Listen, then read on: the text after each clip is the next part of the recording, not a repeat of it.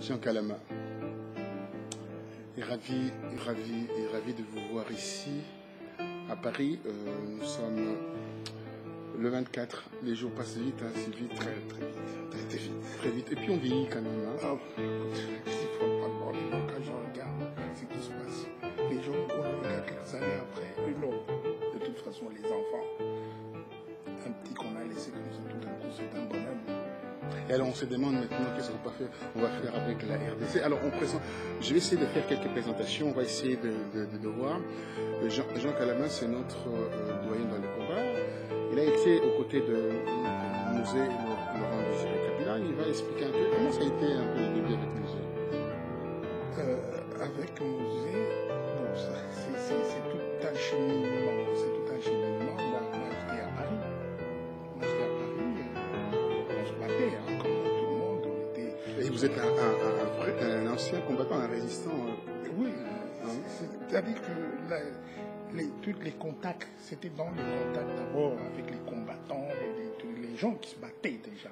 À cette époque-là, qui se battaient, on soutenait le combat d'une manière ou d'une autre. Bon, c'est une longue histoire. Et puis quand la guerre a commencé, quand les trucs a commencé à l'Est, parce que ça a commencé en Angola, hein, c'est ce que j'essaie de dire. C'est-à-dire que l'histoire a commencé en Angola. Il ne fallait pas que ça commence, que ça passe par de l'Angola à Kinshasa. C'est comme ça que ça a été. On avait choisi de mettre la base arrière au Rwanda. Et les Rwandais, les autres Kagame, ce ne sont que des profiteurs. Ils n'ont rien dépensé. Et avec ces messieurs, il faut qu'un jour, nous puissions avoir l'occasion de l'interroger. Quel monsieur? Monsieur Mpoyo. Mais il est pratiquement mort. Non, il est à Cuba pour le moment. Il est à Cuba? En soins médicaux, oui. En soins médicaux, mais il est pratiquement... Non. Il est presque fini. Non. Il a eu l'AVC, il a eu la maladie de Parkinson. Est-ce que c'est la maladie de Parkinson? Depuis longtemps. C'est la maladie de Parkinson. C'est depuis longtemps qu'il a eu cette maladie qui s'est soignée au Cuba, quoi, les deux.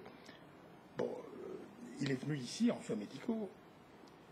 Après la mort de Musée, il était presque abandonné, il était malade de toute manière. Il devait aller à Cuba pour se faire soigner parce qu'il y allait régulièrement.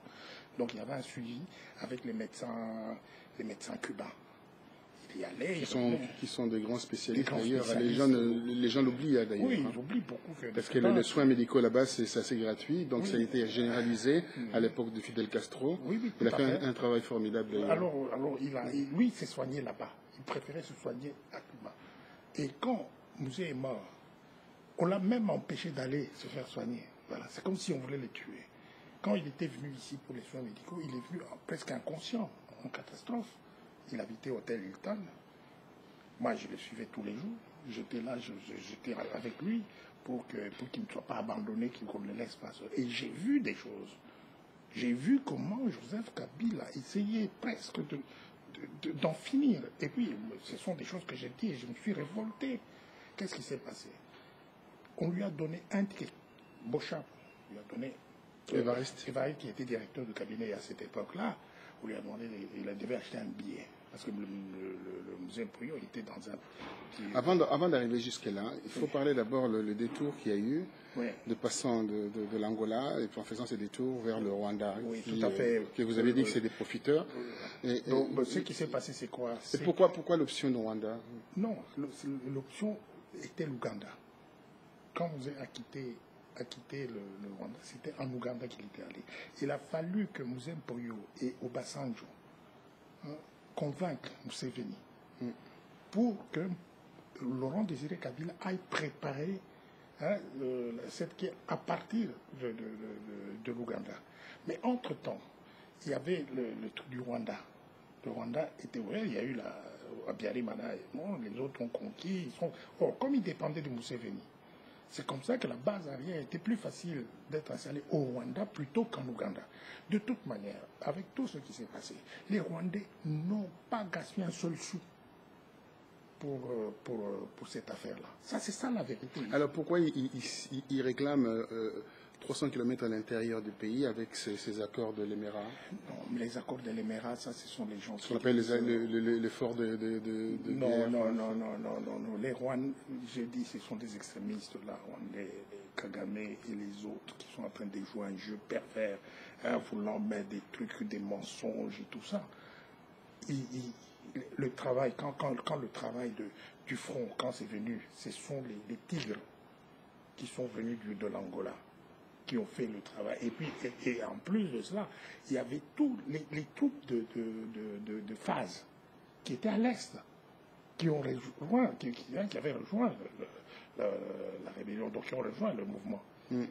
Donc tout ça, c'est ça qui a fait que ça avançait très vite. Et c'était, je crois, du mois d'octobre, septembre-octobre de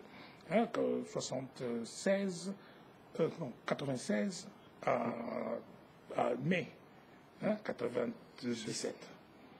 Bon, c'est allé très vite. Très vite, oui. Ils ont marché très vite. Oui, ça allait très vite parce que les militaires étaient prédisposés, étaient préparés à ça. Les militaires des phases, ils ne se sont pas battus non plus. Ils déposaient les armes. Et puis, rejoignaient Par l'ordre de Mayele.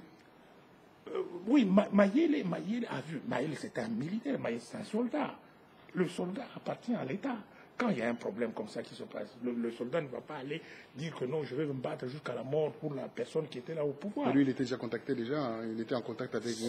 C'est ce qui se passe, le contact se fait quand on voit que la partie adverse n'a pas d'autre choix que de se rendre. C'est mieux, par exemple, surtout pour Kinshasa. Kinshasa, il ne fallait pas que la guerre arrive à Kinshasa. Il fallait pas que les gens se battent à Kinshasa. C'est comme ça que Mayele, c'est un soldat. Moi, je comprenais très bien. C'est un soldat, un militaire. Il voit que c'est fini. Il n'y a plus les moyens. Nous n'avons plus de ressources pour nous battre. C'est comme ça que Mayele a dû demander aux militaires de déposer les armes et de se mettre à l'ordre du pouvoir de ceux qui vont prendre le pouvoir. Et lui reste soldat. Est-ce que c'était une trahison? Je ne pense pas. Je ne pense pas. Ceux qui font de la trahison, c'est parce qu'ils ont compris qu'ils ont pris en otage les institutions. Ils ont pris en otage, croyant que c'est eux. Nous ne sommes pas un royaume. Nous sommes une république. Et que dans une république, Mayele, quand il a pris cette décision, il a pris une décision tout à fait légitime en tant que soldat. Il sert son pays. Mais il n'avait plus de ressources, il n'avait plus les moyens de défendre. Et qu'est-ce qu'il fait? Il va devant les autres soldats. Il dit, bon, moi je me rends, nous nous rendons. Alors, et comment ça s'est organisé? Comment vous vous êtes retrouvé là-dedans? Quel était votre rôle au sein de cette rébellion qui se mettait en place? Moi, j'étais beaucoup plus sur la communication, au niveau de la communication, d'expliquer. Alors, de Paris, oui. Moi je me rappelle qu'il y avait des réunions vers le Père Lachaise, etc. Oui. Alors, comment ils sont venus vous recruter? Qui est venu? Non, ce n'est pas qu'ils m'ont recruté, j'étais en contact direct avec les autres. J'étais en contact avec Raphaël Genda, j'étais en contact avec tout ce monde-là, j'étais en contact avec eux. Et puis, j'écrivais, je répondais aussi, parce qu'il y avait une manipulation qui se faisait, surtout au niveau de la sémantique. Il y avait une manipulation, l'écriture, on était en train de cadrer l'affaire. De cadrer, tu vois, pour le moment, la guerre, c'est la guerre de communication. Oui, même aujourd'hui, maintenant, il y a une guerre. Aujourd'hui, la vraie guerre, c'est la guerre de communication. On ne peut pas dire aujourd'hui qu'on le veuille ou non. Aujourd'hui, c'est la communication qui fait la guerre. Oui, qui fait la guerre, oui. Ce n'est plus même les armes, ça vient on peut être très puissant, mais quand on n'a pas une bonne communication, on perd la guerre. On perd la guerre. Alors voilà, donc en termes de communication, vous avez maintenant ici une structure. Comment s'appelle cette structure? Le Front civil de résistance populaire. Le Front civil de résistance populaire. C'est pas seulement ici, mais c'est déjà parti partout. Donc c'est un outil, ce n'est pas un parti politique. Donc, comment vous fonctionnez à l'intérieur de votre nous avons un directoire. C'est le directoire qui réfléchit. Nous, les gens qui ont de la région, qui réfléchissent. Nous avons le centre opérationnel, qui agit. Le centre opérationnel agit. Nous avons les comités locaux. Les comités locaux, c'est des petites structures locaux donc, qui sont là, qui reçoivent les autres du centre opérationnel. Qui vous remontent aussi les informations. Qui remontent les informations, qui remontent, et puis la réflexion vient du directoire. avec tous les problèmes qui se passent, avec tout ce qui est en train de se passer, le directeur, les gens, ceux qui ont des idées, ils donnent. C'est-à-dire que c'est un outil donc on donne à chaque Congolais.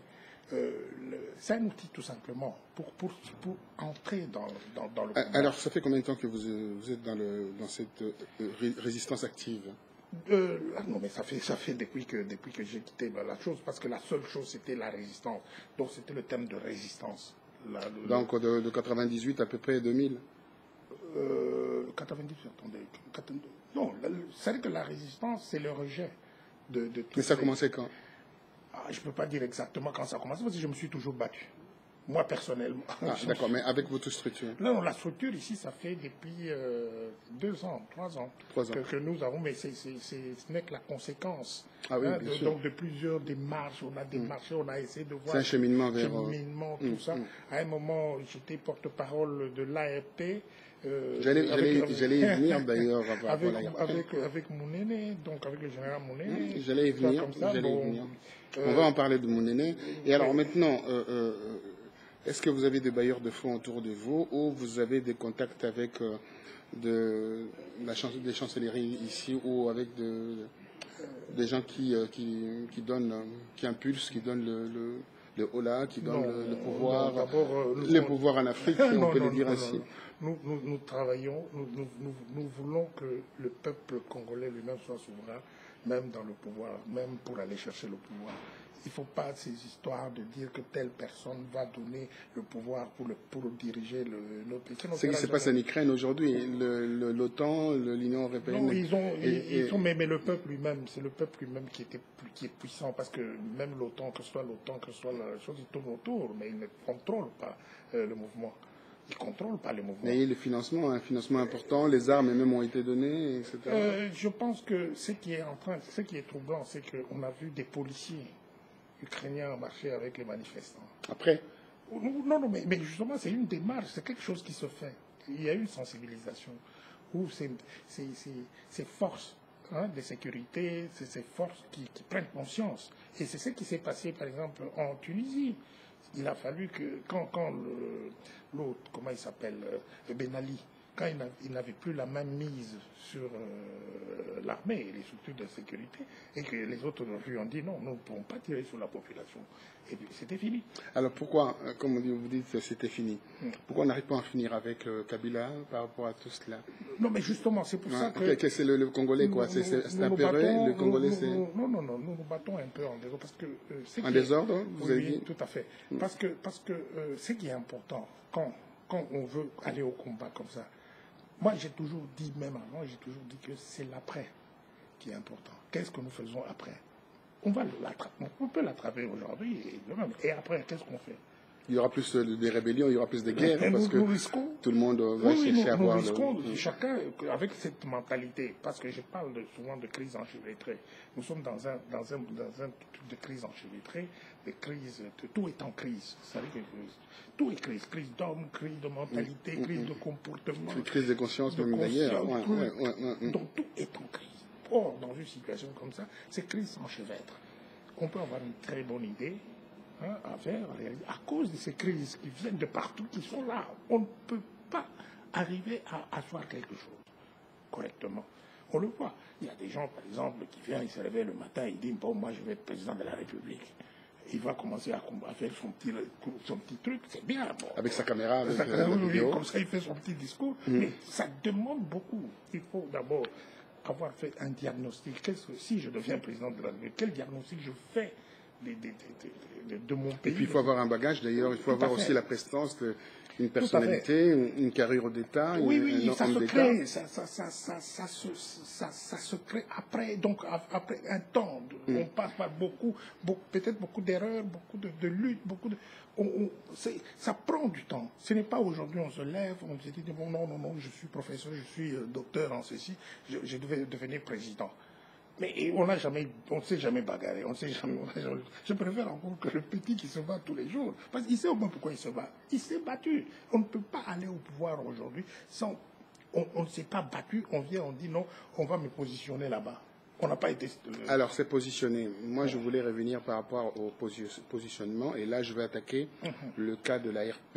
Hein, l'ARP, c'est-à-dire la branche armée, enfin, la branche politique de C'était... Bon, oui, tout à fait. Armée ou politique. Oui, oui, je vais expliquer. C'est vrai que quand... De Général Mounene. Alors, on va essayer de parler aussi de Général Mounene pour que les gens comprennent qu'est-ce qu'il fait, où est-ce qu'il est, qu'est-ce qu'il est devenu, et est-ce qu'il est toujours... dans ses affaires ou en prison parce qu'il a été muselé par Sassou Nguesso suite à son discours sur RFI. Hein, vous vous rappelez de cette affaire. Alors, expliquez-nous un peu. L'ARP, bon, Mounene, on se connaît depuis longtemps. On était là, on est camarades, on se connaît. Quand il a quitté Kinshasa, il avait disparu. On ne l'a pas vu. Moi, j'ai dit, mais en tout cas, j'ai envoyé un message en disant que s'il touche à Mounene, si Joseph Kabila touche à Mounene, alors nous le traquerons pendant tout le temps. On va le traquer. Mais Mounene ne représente pas les 8 millions de morts aussi. Non. C'est-à-dire que là, je le disais en tant que... D'accord. Et la manière dont il faisait, il était en train d'éliminer tous ceux qui pouvaient contester le pouvoir et tout ça. Donc, il était en train d'éliminer. Il élimine carrément. J'avais même fait un papier là où je dis carrément qu'il était psychopathe. J'avais lu les papiers. Qu'il était psychopathe. J'avais lu le papier. C'était pas pour l'insulter. C'est tout simplement qu'il représente les caractéristiques du psychopathe. Parce que c'est ça. C'est ce que les gens doivent comprendre. Qu'il est psychopathe. Et si on ne le veut pas, on le constatera après, mais ce sera trop tard. Le Congo est dirigé par un psychopathe. Alors, Mounene? Bon, maintenant, pour Mounene, bon, après, nous sommes entrés en contact avec lui, quand il était parti de l'autre côté. On était en contact avec lui, il m'a demandé ce que je pouvais faire. Je lui ai dit, bon, écoute, la guerre aujourd'hui, c'est la guerre de communication. Moi, tout ce que je peux faire, c'est cadrer le discours, parce qu'on peut vous diaboliser, on peut vous faire il faut savoir se défendre directement, instantanément. C'est comme ça que je lui ai proposé d'être porte-parole. C'est pas porte-parole, c'est-à-dire essayer de faire voir aux gens c'est que l'ARP. Mais il y a toujours la réflexion. On réfléchit, on continue à réfléchir avec l'avancée des choses. Il y a parfois des erreurs, il y a parfois ceci. Mais la connotation que ça donnait, c'était une connotation presque militaire. Donc qui mettait un peu à côté la partie civile. C'est comme ça que je suis allé le voir là-bas, là où il était. J'étais parti là, nous avons discuté. Alors, qu'est-ce qui devient aujourd'hui? Oui, j'arrive. Nous avons discuté. J'ai dit, bon, écoutez, ça ne sert à rien. Quand on parle de l'armée, on peut vous diaboliser facilement. Nous avons connu des guerres. Les gens, à bord, ce truc de militaristes, des trucs comme ça, quand on met... Et puis lui-même, la présentation, il se présente en tenue militaire, donc il n'est pas politique. On peut faire la guerre, mais avant la guerre, il y a la politique. Et après la guerre, il y a toujours la politique. Même pendant la guerre, d'ailleurs. Oui, justement. Donc nous devons faire très attention. Je lui dis, écoute, pour que nous avancions, nous avons, au niveau de par exemple, de la MONUC, MONUSCO et tout ça, il y a des complices. Je lui ai fait voir comment l'ancien Premier ministre britannique et Tony Blair, effectivement, qu'il est le commanditaire principal de tout ce qui se passe pour qu'on arrive à la balkanisation. D'ailleurs, Tony Blair, aujourd'hui, il est dans le comité, dans le conseil présidentiel de Kigali. Oui, Paul Kagame, c'est un conseiller. C'est un conseiller. Alors, il est conseiller aussi chez Alpha Condé. Oui, donc non, mais ça c'est pour mais oui, pour vous dire que là où il marche, quoi. Il marche. Alors, moi je dis ceci, faisons attention, parce que Tony Blair, je ne l'ai pas vu aujourd'hui, je l'ai vu bien avant, il était Premier ministre. Même vous étiez en conflit. Je lui avais fait une lettre personnelle en anglais pour lui dire c'est lui le commanditaire, alors que personne ne pensait à lui. Il était en train de faire de la propagande contre le terrorisme, des trucs comme ça, avec la guerre d'Irak. Moi, je lui avais écrit, il m'a répondu. Alors, bon, maintenant, revenons notre ami. Notre ami. Et je suis allé de l'autre côté. Je suis allé là où il était. Nous sommes restés pendant quelques jours. nous avons parlé de l'avenir de l'ARP, de ce que ça doit être. Surtout, moi, j'ai insisté. Bon, qu'est-ce que nous faisons après? Parce que c'est ça le grand problème. Il ne faut pas qu'on fasse une action pour qu'après nous soyons, que nous puissions pour Est-ce qu'il est dans la capacité aujourd'hui de réagir militairement en RDC? Voilà les questions. Les questions simples, les questions que les gens souhaiteraient comprendre. C'est que lui, c'est un militaire. Lui, c'est un militaire. Bon, oui, mais on le sait. D'agir militairement, oui. il peut agir militairement dans une société. C'est pas qu'il fasse une rébellion avec des militaires pour aller se battre. Ça, j'ai présenté que ce n'était plus cette guerre. C'était plus possible. Vous savez pourquoi? Parce que la MONUSCO est fortement militarisée en RDC. Voilà. Et la MONUSCO a désarmé les FARDC. Est-ce que vous êtes au courant de ça? Si. D'accord, très bien. Donc je lui ai dit que ce n'est plus la réalité. La MONUSCO, la mission de la MONUSCO, c'est protéger, comme ils le disent eux-mêmes, les civils, la population civile. Mais nous sommes des civils. Mais nous rejetons, nous sommes des résistants civils. Et nous rejetons. Et pourquoi tous ces membres de l'ARP, ces faux voix encore, rentrent dans leur rêverie en disant que voilà, mon aîné va quadriller. Mon aîné a compris, quand j'étais avec lui, il a compris la démarche. Il y a bien longtemps? Non, il y a 2 ans. D'accord. Mais il y a 2 ans, 2 ans peut changer des choses. Non, en avril, non. Ça a changé, effectivement, après mon départ. Je lui avais dit de ne plus parler, de ne plus s'exprimer à aucune radio ni à quoi que ce soit, qu'il se taise. Nous sommes là. Dans l'histoire de mon aîné, on peut faire une croix. Non, une croix, non. Il est congolais. Non, quand je dois faire une croix, c'est-à-dire qu'au niveau de la rébellion venant de mon aîné, il faut faire une croix. Ça, on ne peut pas déterminer ça en fonction en disant que non, on fait une croix à ceci, parce que son objectif, son but, ce n'était pas de faire la guerre contre les Congolais. Mais ça, on a compris. Ouais. C'est-à-dire que de rétablir l'ordre républicain, puis aussi l'armée dans ses droits, l'armée républicaine, l'armée qui doit protéger le... Ça ne peut pas être l'affaire d'une personne. Oui, je sais ce qu'on a compris. Je viens de te parler des crises enchevêtrées. Oui. Aujourd'hui, quand on nous présente des personnes en disant que tel va faire, c'est complètement à côté de la plaque. Tel ne va pas faire, parce qu'il va être de temps dans les crises enchevêtrées, il ne réussira jamais. Alors maintenant, ce que vous êtes en train de dire, si on comprend bien l'analyse ou le travail analytique que vous venez de faire, il s'avère que dans vos propos, on a un élément essentiel dont cet homme peut perdre au pouvoir, si on comprend bien. Non, ça dépend de la démarche, de ce que nous sommes en train de faire nous-mêmes. Je te donne juste un exemple. Nous avons deux types de Congolais. Il y a ceux qui se mettent dans les gradins, qui observent le match, qui observent les autres faire le match, qui commentent, mais qui ne font rien, qui n'entrent pas dans le jeu. Mais ils se mettent à côté pour regarder et critiquer les autres qui sont en train de faire le match. Tu vois, au pourtour, comme on dit, ils sont là, les gens du pourtour. Mais il y a ceux qui sont entrés avec les moyens intellectuels, les moyens à leur portée. À leur portée pour pouvoir faire changer les choses. Mais il faut changer intelligemment. Nous ne pouvons pas aller bêtement en disant non, nous allons faire ceci. Alors, on ne peut pas aller bêtement.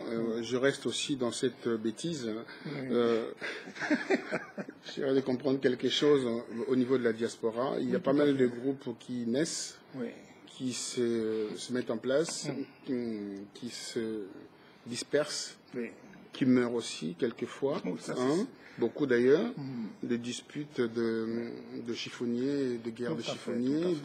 Et tout cela, qu'est-ce que on a comme résistance ici dans la diaspora? Non, mais quand on parle de... Dites-moi, est-ce que vous en connaissez un père de la diaspora ici, père de la résistance ici? Non. J'ai entendu parler qu'il y en avait un. Ah bon? Je connais pas. D'accord, très bien. Comme vous n'en connaissez pas, moi non plus, je ne connais pas non plus. Alors, oui. Alors, ce que je voulais dire, c'est quoi? C'est que c'est vrai que les Congolais, le leadership, les gens, tout le monde veut avoir le leadership. Pourquoi? Parce que la politique en soi, derrière toutes ces idées, les gens qui font du bruit, qui font tout ceci, c'est cette politique qui est aujourd'hui, on se dit, bon, si Jean dans la rue, c'est une occasion d'ascension sociale.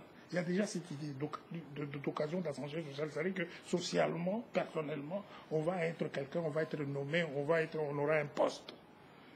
On fait du bruit pour avoir un poste. On fait du bruit pour donc le bruit là, ce qu'est le genre vous êtes en train de dire d'une manière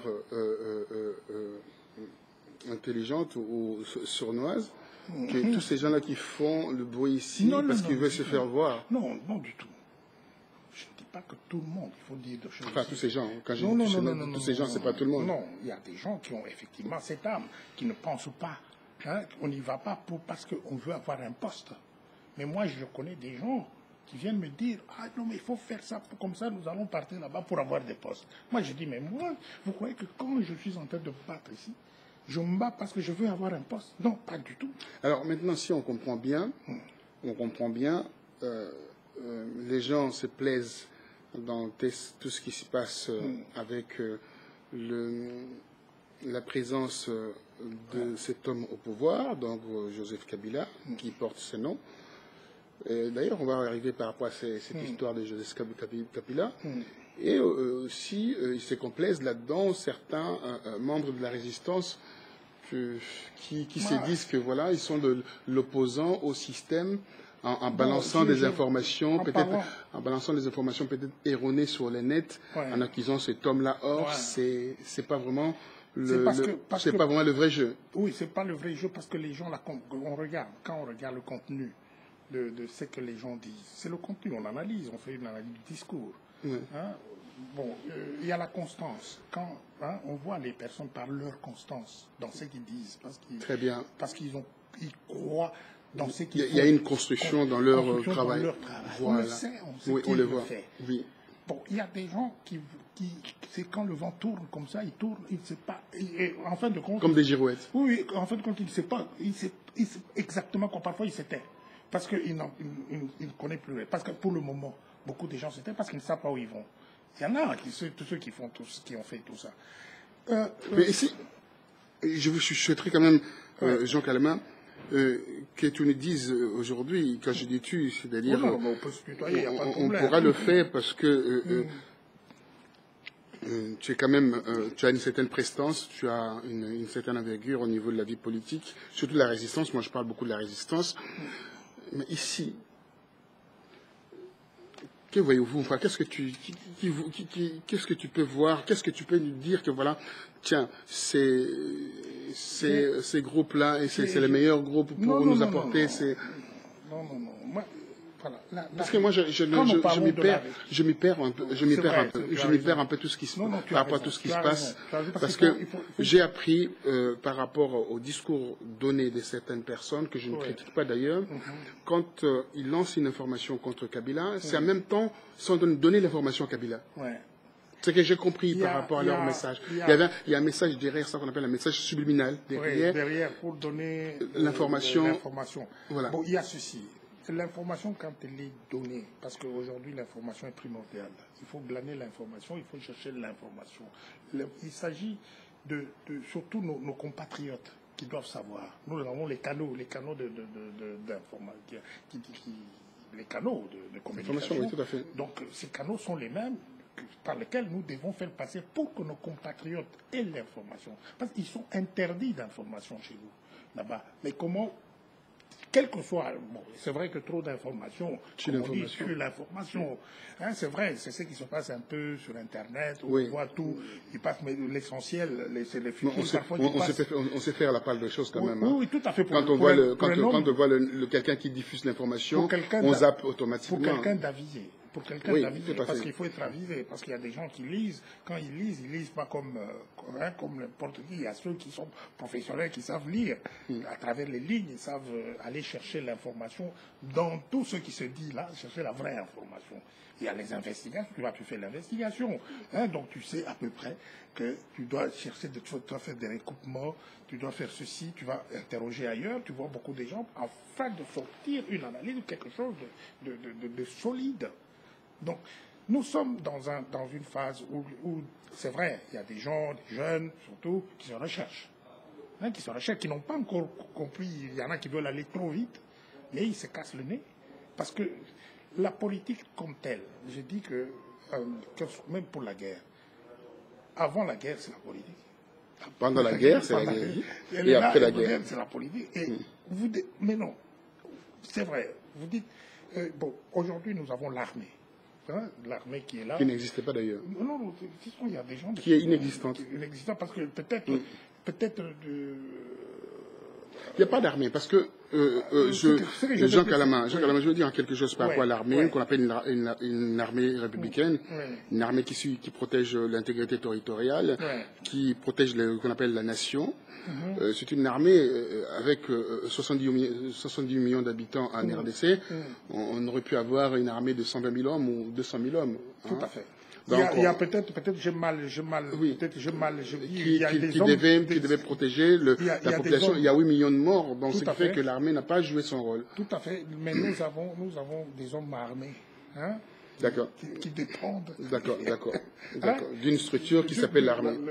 Oui, qui dépendent, qui pendant tout ce temps, ces hommes armés sont pris et caporalisés, sont pris en otage et caporalisés pour travailler pour un individu. D'accord, voilà, là je comprends. Bon, ils sont là, ils obéissent aveuglément à cet individu-là. Alors, oui, à cet individu-là. On va revenir à cet individu-là parce que tu avais dit quelque chose d'essentiel par rapport à ce monsieur qui est parti se soigner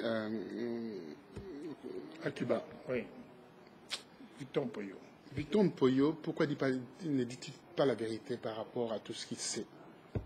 Non, c'est pas qu'il ne dit pas la vérité, c'est parce qu'on ne lui pose pas la question. Moi, quand j'étais avec lui... Tu lui as posé la question. Oui. Alors, qu'est-ce qu'il a dit de Joseph Kabila? Parce qu'il connaît la vérité. C'est lui qui a placé Joseph Kabila là. Ouais. Parce que tu le sais au moins, c'est lui qui a placé Joseph Kabila. Qu'a-t-il dit de Joseph Kabila?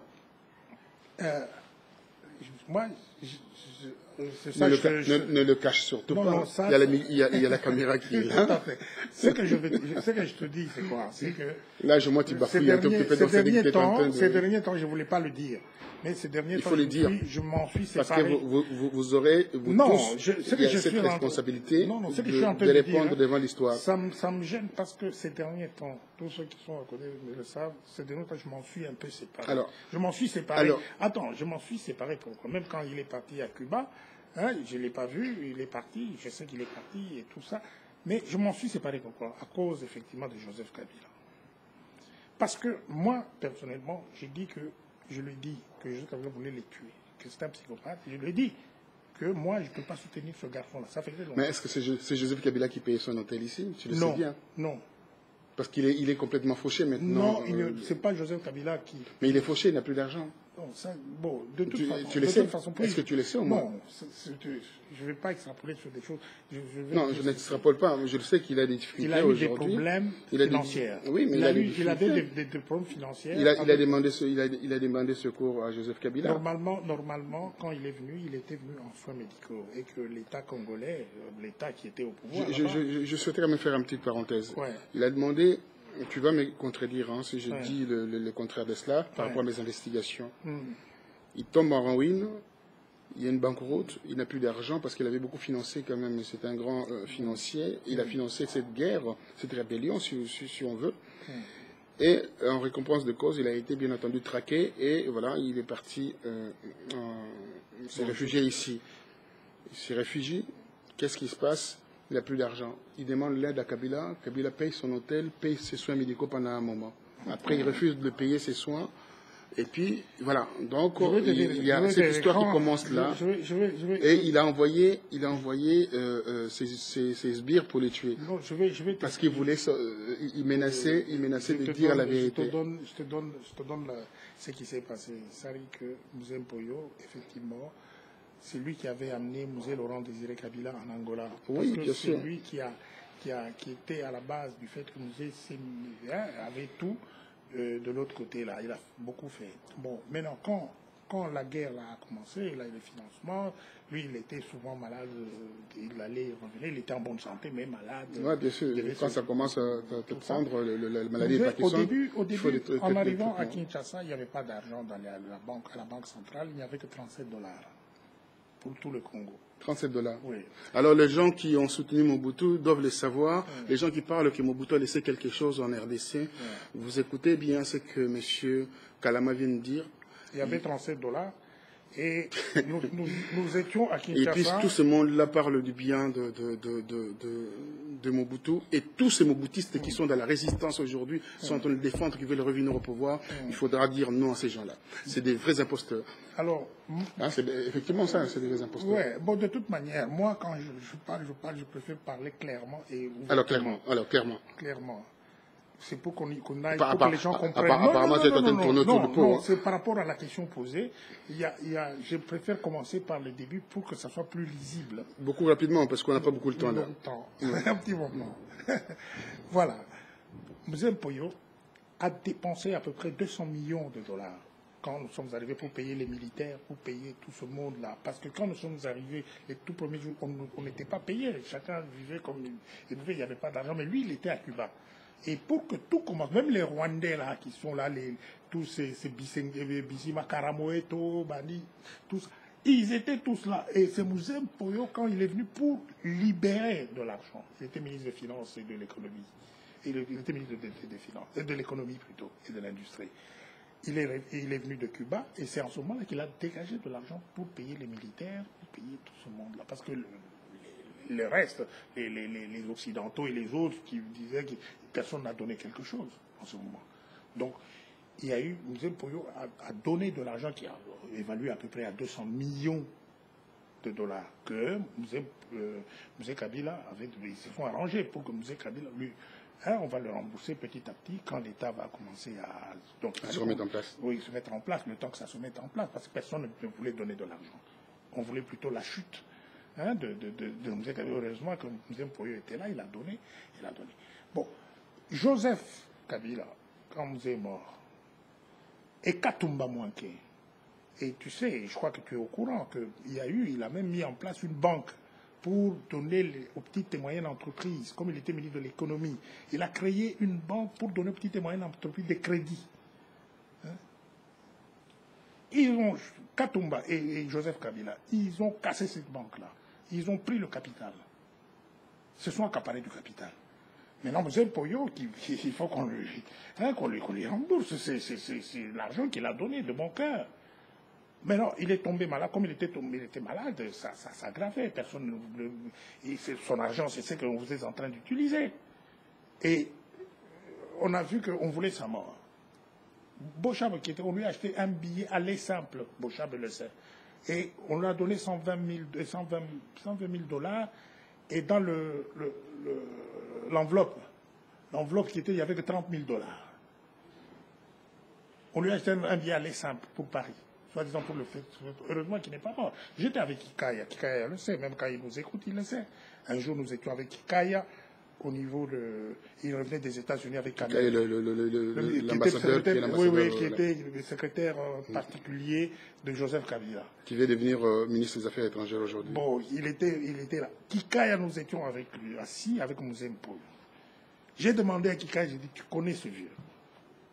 Oh, grâce à lui, je suis devenu ambassadeur, tout ça. Il m'a dit, mais qu'est-ce que tu fais pour lui? Parce que vous êtes là, vous êtes en train, Katumba a cassé sa banque. J'ai reproché à Kikaya, il sait très bien. Joseph, ils sont en train de jouer quel jeu? Et j'ai dit à Kikaya, j'ai dit, dites-leur, est-ce qu'ils tiendront? Nous sommes comme des résistants.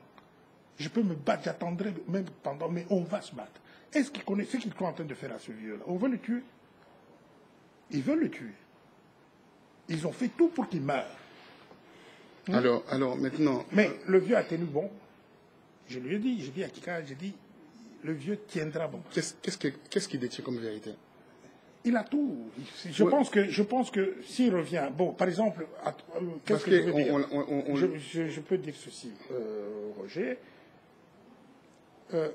Par exemple, sur la naissance, on en a déjà parlé, sur la naissance. Moi, je me suis dit, je n'entre pas dans cette histoire. Moi, j'ai entendu Mzee dire que c'était son fils.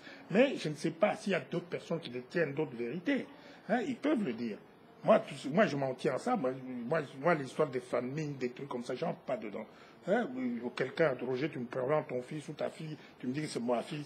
Moi, je t'avais contredit en disant que chez nous, le Bantou, quand on dit que c'est mon fils, l'enfant que tu as élevé au sein de ta cour, l'enfant que tu as pris en charge, tu peux l'appeler fils. Mon fils. Tout à fait. Donc c'est un principe simple. C'est un principe simple, tout simplement. Cela ne veut pas accréditer la thèse ou l'hypothèse que cet enfant-là est biologiquement l'enfant de... Si je te présente aujourd'hui, par exemple, le fils de mon frère, je dirais c'est mon fils. Très bien, voilà. Je ne veux pas te dire que c'est le fils de mon frère. C'est trop long d'ailleurs à le dire. C'est trop long à le dire, tout ça, et c'est gênant. Je dis, bon, celui-là, c'est mon fils. Ça va le gêner un peu. Oui, ça va le gêner. Moi, je dis, voilà, c'est mon fils, c'est mes enfants qui sont là. Je ne veux pas dire, celui-là, ce n'est pas mon enfant, c'est l'enfant de ma soeur. Non, ou bien de mon ami. Non, je dirais, tout le monde là, ce sont mes enfants, c'est tout. Moi, je m'arrête là. C'est pour ça que je t'avais répondu aussi à ça. Oui, tout à fait. Tu te rappelles quand je t'avais répondu, et je réponds encore aujourd'hui. Oui, tout à fait. Moi, je n'aime pas trop entrer dans ces débats que j'appelle le débat des sociétés. C'est un débat de nature conflictuelle. Hein? Donc, alors, si je comprends bien, tous ces gens qui sont dans la diaspora, qui le traitent de canambé, de machin, tout ça, donc pour toi, c'est des débats de... Non, du tout. Peut-être ils ont plus d'informations. Oui, normalement, nous devons aller vers le débat politique. Le débat politique, il est en nature consensuelle. Cherchons à trouver des solutions politiques pour le Congo. Parce que si nous nous attardons dans ces débats de société, on n'en finira jamais. Alors, un mot pour ce qui se passe en RDC, parce que l'heure passe tellement vite, on a tellement beaucoup de choses à... Tu détiens tellement beaucoup d'informations, tellement de choses, et puis tu ne veux pas le dire. Non, ce n'est pas que je ne veux pas le dire. Je préfère parler avec pédagogie, parler pour que les gens comprennent. Parce qu'on peut mélanger. Il y a beaucoup de choses, effectivement. Oui, alors, il y a trop d'informations qui risquent de tuer l'information. Oui, alors je continue à aller vers des choses qui se passent actuellement. Oui. Il y a eu le dernier massacre le mois de décembre. Je reviens toujours par rapport à ça parce que le Congolais oublie vite. Moi, je n'oublie pas. Il ne faut jamais oublier. Non, il ne faut jamais oublier. Le mois de décembre, on a canardé les enfants qu'on a récupérés dans des prisons, postés dans des lieux stratégiques pour dire que voilà, on va vous libérer après. Donc voilà, ils sont pris au piège et puis ils ont été massacrés.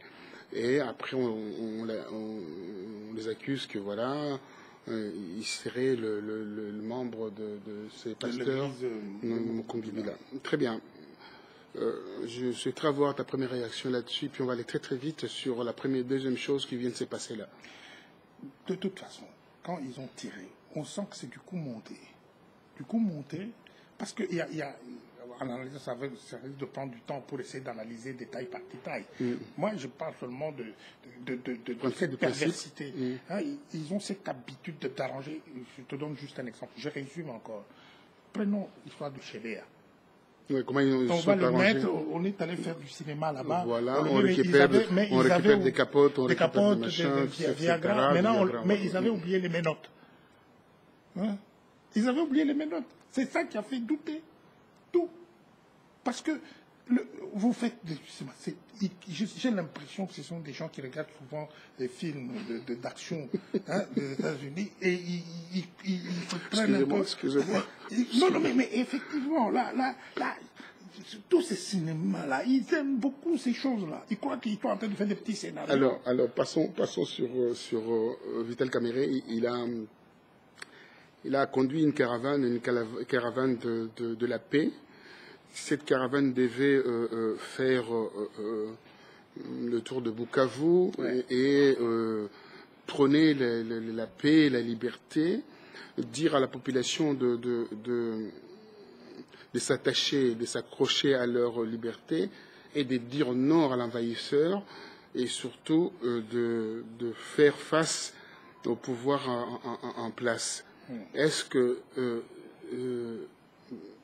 je ne vais pas trop avancer dans cette analyse. Comment perçois-tu cette chose qui s'est passée avec le tir tendu? Quand je dis tir tendu, c'est-à-dire que de balles réelles vers la population. Oui, effectivement. Moi, c'est ça qui m'a beaucoup touché. C'est le fait que la police ou les militaires aient tiré sur la population civile.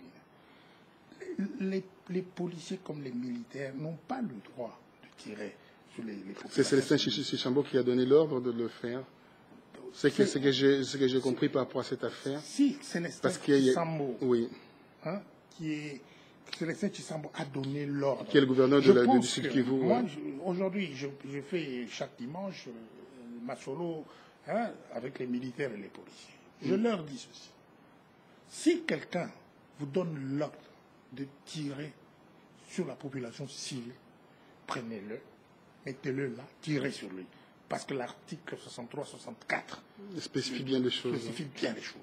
Parce que les Chisambo, là, tous ces gens-là, ils sont dans ce petit margoulinage de faire n'importe quoi. Ils sont en train de vouloir...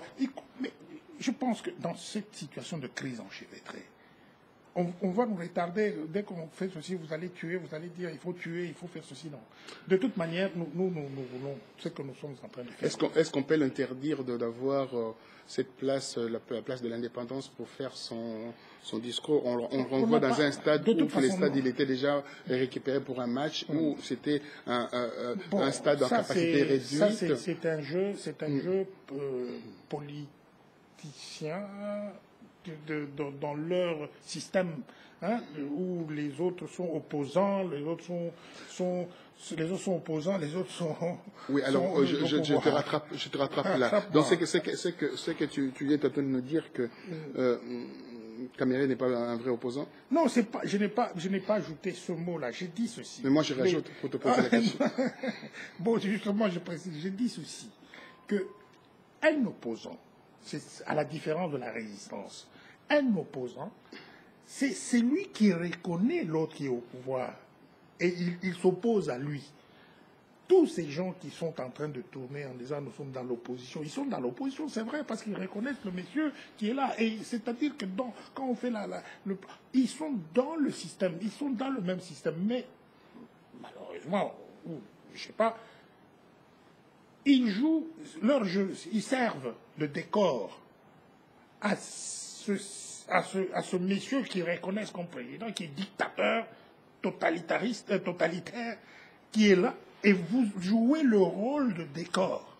C'est ça. Vous n'êtes que des décors, parce que vous dites que vous allez aux élections avec lui. Vous irez aux élections.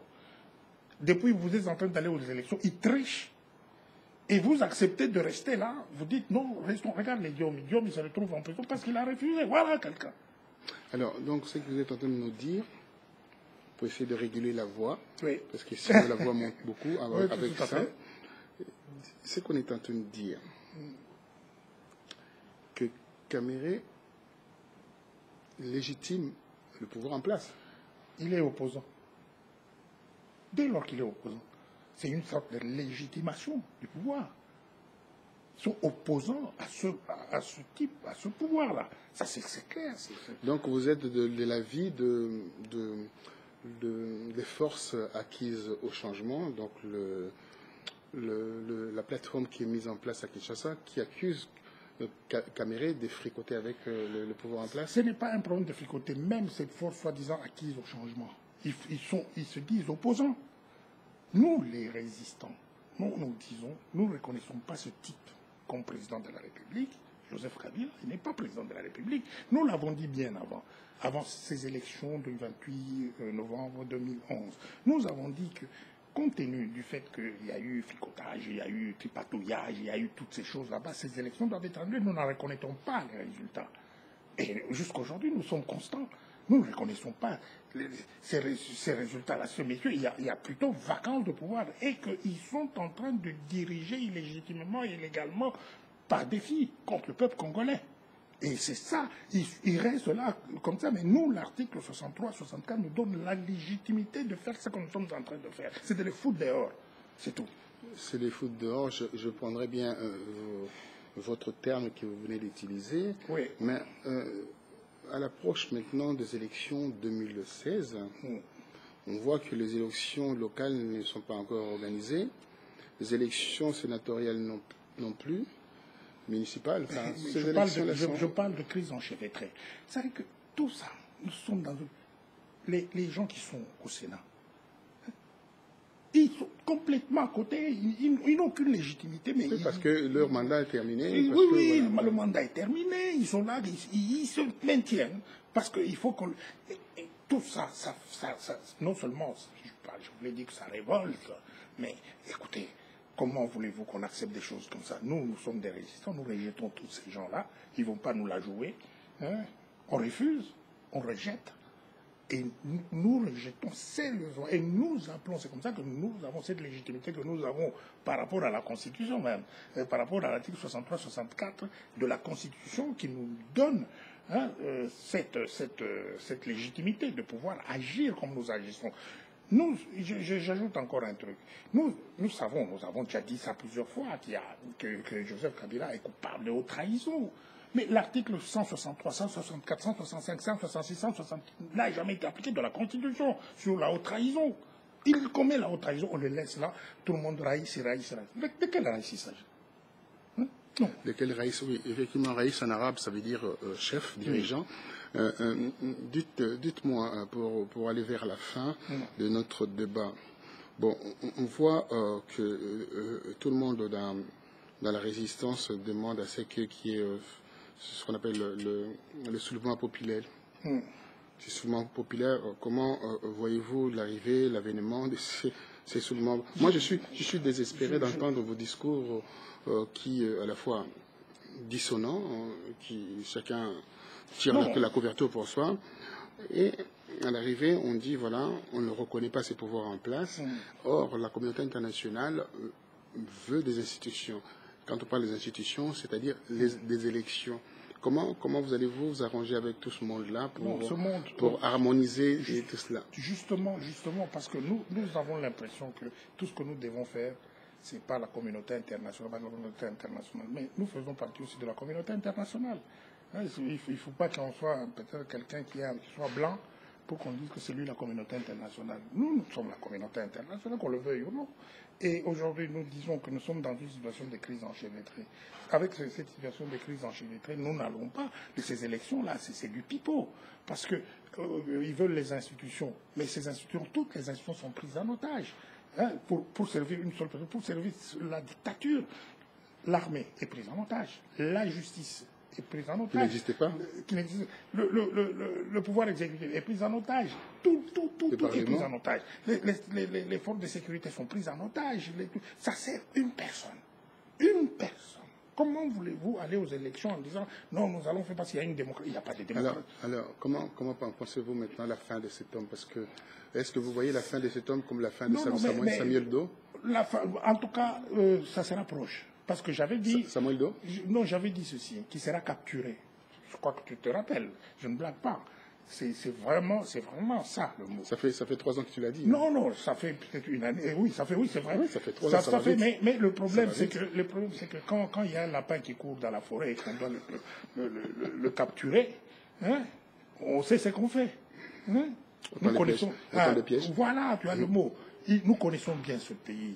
Nous sommes en train... Nous faisons toute la démarche. Et on lui dit qu'on va te capturer.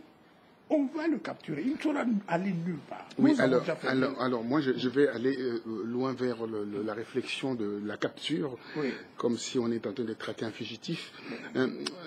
Dites-moi, un fugitif qui a arrivé sur Hong, qui est devenu Crésus, qui a le compte bancaire avec plusieurs zéros, qui a l'apport de la communauté internationale, l'apport de l'internationale juive, qui est derrière Mossad et Sahel.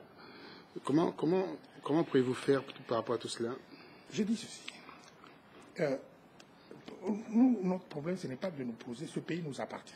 C'est notre pays. Que quoi que ce soit tous ces gens qui font les aventuriers, qui s'organisent dans des petits groupes. Je n'accuse pas la Belgique, je n'accuse pas la France, je n'accuse pas les États-Unis. Ce ne sont pas les États-Unis, ce sont des individus. Ces individus utilisent abusivement leurs prérogatives. Ils sont même dans les gouvernements. Ils peuvent parler, par exemple, de la Belgique, alors que au nom de la Belgique, alors que c'est lui, ses propres intérêts. Ces individus, on est en train de les répertorier. tout simplement. Parce qu'ils croient qu'ils vont encore nous tromper avec ce langage-là. Nous, on n'a pas besoin. Ce pays, nous sommes assez intelligents pour pouvoir réfléchir et mettre. Il y a beaucoup de gens intelligents au Congo. Pourquoi devons-nous toujours attendre? Nous étions dans les mêmes écoles. Hein? Nous étions dans les mêmes écoles, peut-être meilleures. Et on doit toujours attendre à quelques aventuriers, les Louis Michel. C'est des aventuriers qui sont là en train de tourner en rond. Et on doit attendre qu'eux viennent nous donner le problème de la démocratie. Alors que chez eux, ils ne savent même pas, ils n'ont même pas encore arrangé pour que leur gouvernement fonctionne. Et comment ils peuvent nous apprendre quelque chose? Comment des gens peuvent être aussi bêtes d'attendre qu'on vienne nous dire, faisons-le. Nous savons ce qu'il faut faire. Nous avons tout le monde. Nous avons toutes les réflexions, toutes les têtes. Nous les avons. Si nous confrontons intelligemment, la bagarre, la bagarre d'intelligence. Mettons notre intelligence, apportons notre intelligence, qu'on parle des choses tout à fait. Moi, je dis aux Congolais, ça c'est certain, il ne faut pas suivre des histoires en disant que tel va venir nous arranger. Ils n'arrangeront jamais notre pays. Notre pays, c'est nous. Nous devons avoir cette perspective, aller voir ce que nous voulons être. Qu'est-ce qui peut nous amener là où nous voulons aller, là où nous voulons être, en partant de ce que nous avons. Ce que nous avons sur le plan humain, nous avons des ressources humaines qui sont là. C'est une très grosse richesse que les autres n'ont pas. Nous avons une jeunesse qui est très dynamique. Partons de là, mais nous devons voir, nous avons la vision, on se dit, nous voulons, le Congo doit être indépendant, le Congo doit être... Qu'on ne vienne pas suivre les schémas des autres. Parce que les autres, quand ils viennent pour leur schéma. Quand ils viennent là pour dire que non, on va arranger, on va vous donner... Je parle même de certains qui viennent en Europe, soit disant il va suivre celui-là pour qu'on donne l'argent, pour qu'il aille faire ceci et cela. Mais comment veux-tu aller chercher de l'argent chez des gens pour que tu vendes ton pays? Que tu fasses ce qu'eux veulent? Alors, amis téléspectateurs, vous avez suivi La Passion avec Passion. Le discours, même pas le discours, l'engagement de M. Jean Kalama. Beaucoup de gens qui sont dans la diaspora connaissent... entre parenthèses, hein, je n'aime pas beaucoup le mot diaspora. Parce que diaspora, c'est comme si vous étiez étranger au Congo. Je préfère parler des Congolais de l'étranger, qui vivent à l'étranger, pas de la diaspora. Oui, alors, Congolais de l'étranger, pour faire plaisir à M. Kalama, Congolais de l'étranger qui vivent dans la diaspora... Non, qui vivent à l'extérieur. Qui vivent à l'extérieur. Alors là, je suis un peu un tout petit peu perdu par rapport à ces discours, mais je voulais seulement dire aux amis téléspectateurs qu'il a une certaine conviction par rapport à ce qu'il fait. Je tenais à le rendre hommage par rapport à l'appel que le journaliste congolais de l'espace Schengen ont lancé un appel. Il a répondu présent à cet appel. Présent pourquoi? Parce que nous organisons ici, au Presse Club, un événement essentiel le 27 mars 2014, de 14h à 19h. Cet événement consiste à parler de violations graves des droits de l'homme en RDC, de la liberté de la presse et surtout de journalistes qui nous informent, qui sont assassinés chaque jour en RDC. Depuis que Kabila est au pouvoir, il y a plus de 16 journalistes qui ont été tués. La semaine dernière, dimanche, pas ce dimanche-là, dimanche d'avant, il y a un journaliste qui est mort aux côtés de FARDC qui allait se battre avec l'ADF Nalo. Voilà, donc M. Kalama a apporté sa contribution financière, j'ai bien dit, sa contribution financière pour nous aider à organiser cet événement ô combien important et qui coûte cher d'ailleurs parce que cette salle pour louer c'est 3 000 €. Donc je tenais à te rendre hommage par rapport à cela. Le patriotisme, c'est pas seulement de parler. Je voulais seulement marquer cet événement aujourd'hui. La raison pour laquelle je t'ai invité aussi, pour te dire merci en face, merci devant aussi notre communauté, merci devant la nation congolaise, et cette nation te sera reconnaissante par rapport à ce que tu viens de faire à leur fils, parce que c'est un ventre qui donne naissance aux enfants. Ces enfants-là, il faut qu'ils vivent. Donc, tu as fait de la sorte que aujourd'hui, que cette conférence, ce forum aura bien lieu grâce à ta contribution. Merci infiniment. Non, c'est grâce à vous.